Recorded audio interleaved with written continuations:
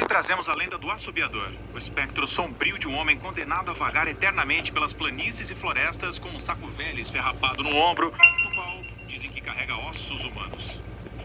Este espírito amaldiçoado é descrito por muitos como um gigante alongado de até 6 metros de altura que se destaca das árvores usando um chapéu de palha. Ele se arrasta pela frente emitindo um assobio estranho e perturbador que canta notas musicais até Fá e Si. Dizem que esse som assustador é um prenúncio da morte. Se você ouvir atentamente o apito, não se preocupe. Isso significa que o assobiador está muito longe e você não está em perigo. Mas, se você ouvir de longe, tome cuidado. Pode ser tarde demais para você. Acredita-se que a lenda remonta ao século XIX e há muitas versões da história. Em uma das mais difundidas, o assobiador era um homem que morava com seus pais e avós e costumava ir aos lugares assobiando, daí o seu nome. Quando criança, ele foi criado como uma criança mimada que consentiu em tudo. Gritava e chorava até conseguir o que queria.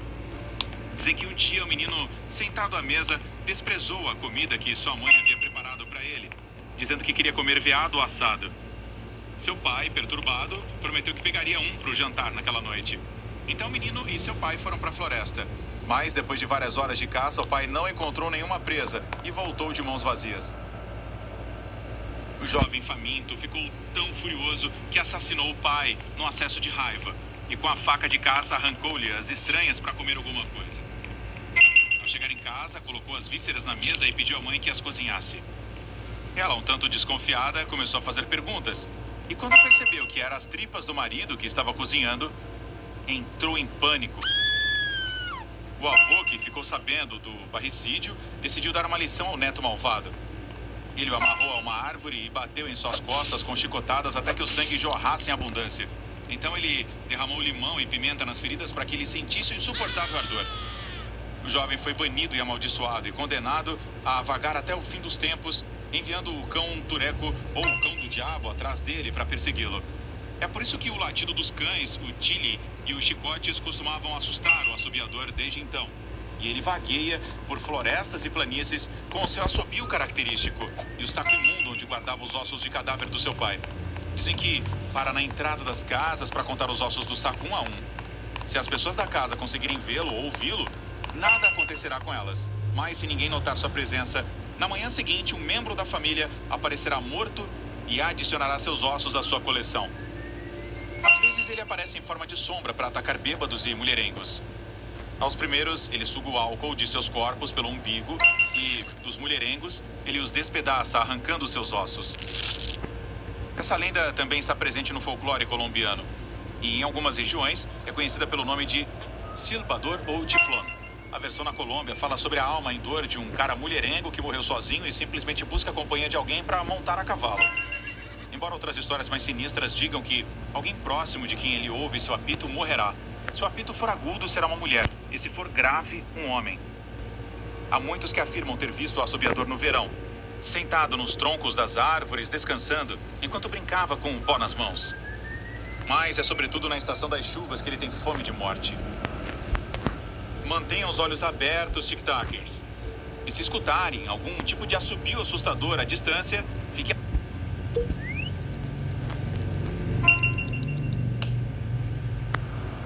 Meu nome verdadeiro é Cody, e desde o início fui uma criança indesejada. Nunca soube quem foi meu pai e minha mãe era uma criminosa, ocupada demais com suas trapaças para se preocupar comigo. Me abandonava durante dias, às vezes semanas, então logo me acostumei a estar só. Nunca tive amigos. Um dia uma assistente social veio e me tirou de minha irresponsável mãe, para me levar a um orfanato. No começo não me importei muito. Na verdade, era a oportunidade perfeita para começar do zero e conviver com outros meninos da minha idade. Mas não sei por que tudo deu errado. Comecei a me dar mal com todo mundo. Todos me intimidavam. Me sentava em uma mesa e não falava com ninguém. Tinha medo de falar. Me acostumei com o fato de que não era normal e não encaixava em lugar nenhum. De repente, um dia, me disseram para fazer as malas porque seria adotado. Fiquei realmente surpreso. Quem iria querer adotar um menino de 13 anos? Geralmente preferem crianças menores e mais bonitas. Além disso, eu era uma aberração, era óbvio. Fiquei ainda mais surpreso quando fui levado para uma grande e luxuosa mansão. A melhor de todas que já havia visto antes. Me acomodei em meu quarto e vários dias se passaram antes que eu pudesse conhecer meu novo pai. Ele era o cientista-chefe de um grande laboratório que estudava o comportamento dos vírus. Por causa do trabalho, tampouco conseguia ficar muito tempo em casa e comecei a reviver velhas assombrações. Para evitar isso, me interessei mais por suas pesquisas e inclusive comecei a ajudá-lo em seu próprio laboratório. Ele me recompensou explicando o funcionamento de tudo e o maravilhoso poder destrutivo que os vírus possuem. Como ele, comecei a fazer um diário de trabalho onde fazia esboços e anotava fórmulas. Tudo isso me tomava muito tempo para ir à escola. E quando ia, meus colegas me tratavam como um estranho. Aos 17 anos, havia aprendido tanto sobre os vírus que decidi começar a fazer meus próprios experimentos. Usava ratos e outros animais e, no geral, os testes terminavam com a morte do sujeito. Ao fazer isso, emitiam sons agudos, uma espécie de sufocamento, quase como se seus pulmões estivessem prestes a explodir. Era um momento incrível. Me perguntava quais sons os humanos fariam, mas toda vez que comentava o assunto com alguém, me diziam que estava doente e que procurasse ajuda. Ainda assim, não desisti. Um dia, quando estava com meu pai no trabalho, fiquei sozinho e aproveitei para encher uma seringa com um tipo de vírus muito letal. Naquela mesma noite, quando todos estavam dormindo, vesti uma jaqueta preta e calça jeans azul e desci ao porão. Estava carregando meu taco de beisebol e por acaso encontrei um frasco com pregos usados e enferrujados. Preguei alguns deles e, assim, criei uma arma simples, mas mortal. Em outro dos armários, encontrei uma antiga máscara de gás e um par de óculos de solda com lentes azuis. Uma vez equipado, desci até o bairro mais sombrio da cidade. Escolhi aleatoriamente uma residência, uma casa velha em ruínas, e entrei. Não demorou muito para eu acabar com a vida de todos que lá viviam, graças ao meu taco melhorado. Mas reservei a última pessoa, um homem na casa dos 50 anos. O imobilizei e injetei o vírus que havia roubado. Esperei até que se espalhasse por todo o seu corpo. O homem quase não reclamava. Estava apavorado. Depois de um tempo, começou a gemer alto. Gemidos que pareciam gritos de animais. E de repente caiu no chão. Estava morto. E eu não pude deixar de sorrir por finalmente ter vivido aquele momento. Ao voltar para casa, meu pai estava me esperando acordado. Decidi lhe contar a verdade sobre o que havia feito, na esperança de que, como cientista, compartilhasse meu desejo pelo experimento. Mas em vez disso, ficou horrorizado e quis chamar a polícia. Me olhava com a mesma expressão de nojo que meus colegas da escola. Quando pegou o telefone, aproveitei um descuido para esmagar sua cabeça com meu bastão. Saí de lá correndo e fui para o laboratório de pesquisas, onde entrei sorrateiramente graças à credencial que havia roubado do meu pai. Peguei uma bolsa e comecei a enchê-la com seringas e amostras de vírus de todos os tipos. Havia decidido fugir, mas primeiro dei outra volta por aquele bairro sujo da cidade para testar algumas das minhas novas aquisições. Depois disso, precisei de um abrigo, então fui para a floresta. Após um tempo caminhando, me deparei com alguém. Tentei localizá-lo no escuro e vi um menino usando um óculos com lentes laranja e um focinho na boca. Vestia um moletom cinza com um capuz azul escuro e levava consigo 2 machados.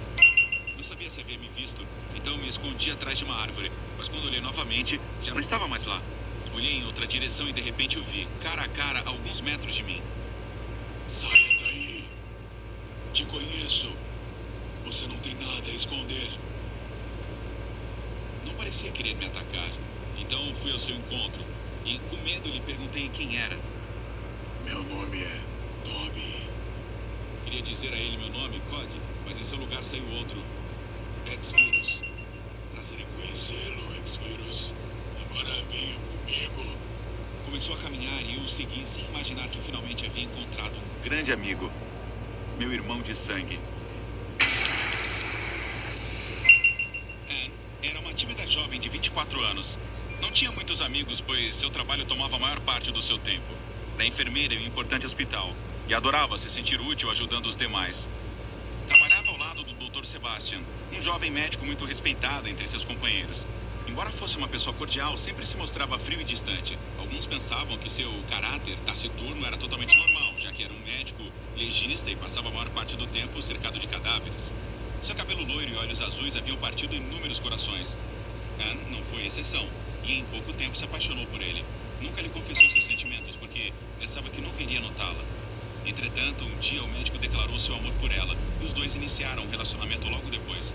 A encheu de presentes e atenção, então sua felicidade não poderia ser mais completa. Um dia a convidou para ir à sua casa e, após um jantar romântico, lhe pediu em casamento.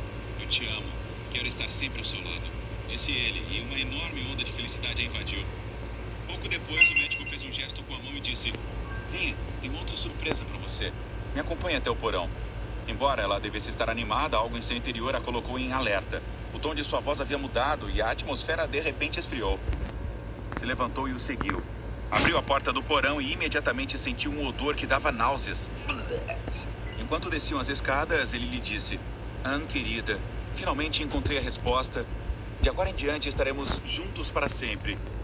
Suas estranhas palavras a assustaram ainda mais. Ao chegar embaixo, o médico acendeu as luzes. A jovem pôde ver, totalmente horrorizada, diversos cadáveres desmembrados empilhados em um canto. Não sabia dizer de quanto se tratava, já que todos faltavam vários membros do corpo. Anne entrou em pânico.